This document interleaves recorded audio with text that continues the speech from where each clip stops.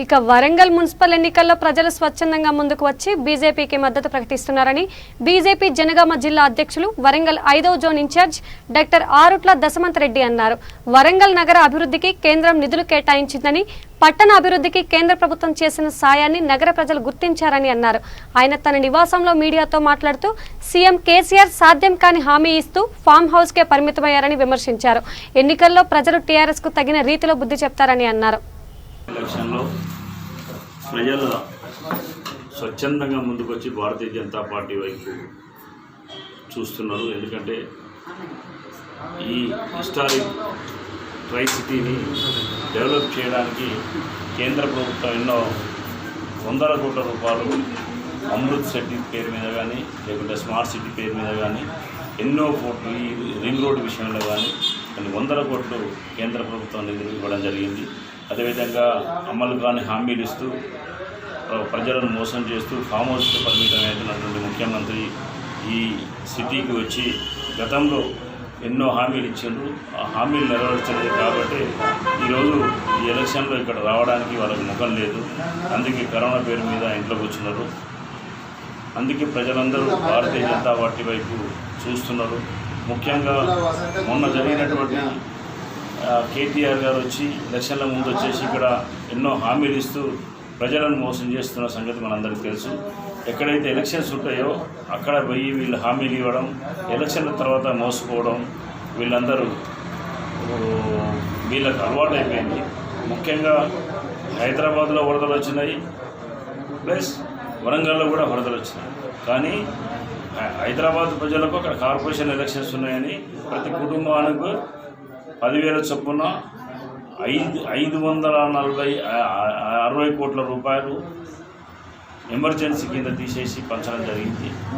అదేవిధంగా మరి అదే ఇబ్బంది ఇక్కడ వరంగల్లో కూడా జరిగింది. కాబట్టి ఇమీడియట్గా ఇక్కడ ఎలక్షన్స్ లేవు కాబట్టి ఇక్కడ ప్రజలను పంపకం జరపలేదు, పైసలు పంపలేదు. అదేవిధంగా కనీసం వీడికి వచ్చి కూడా ఏరియల్ సర్వే ద్వారా ఇక్కడ జరిగిన నష్టాన్ని వాళ్ళు ఒక ముఖ్యమంత్రిగా రాకపోవడం ప్రజలందరూ గ్రహిస్తున్నారు.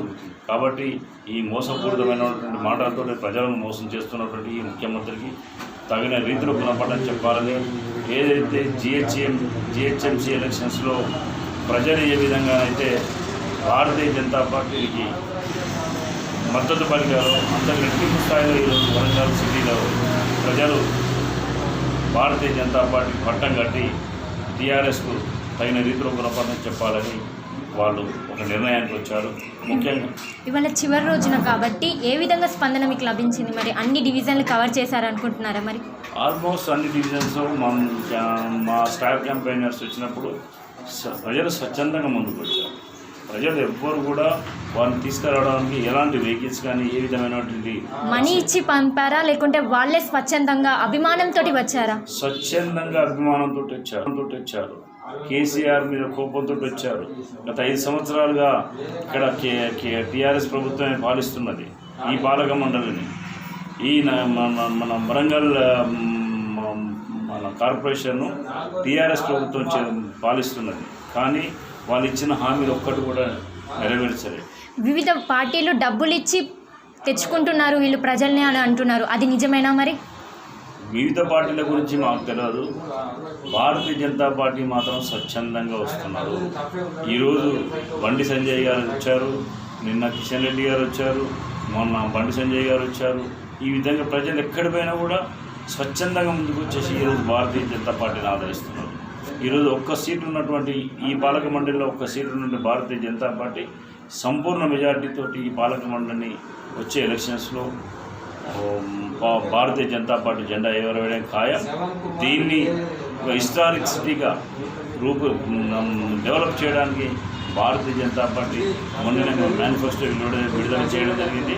కేంద్ర ప్రభుత్వం యొక్క నిధులతోటి ఈ ట్రై సిటీని పెద్ద ఎత్తున దీన్ని మేము డెవలప్ చేయడానికి భారతీయ జనతా పార్టీ నిర్ణయించుకుంది. ఓకేనండి, థ్యాంక్ యూ.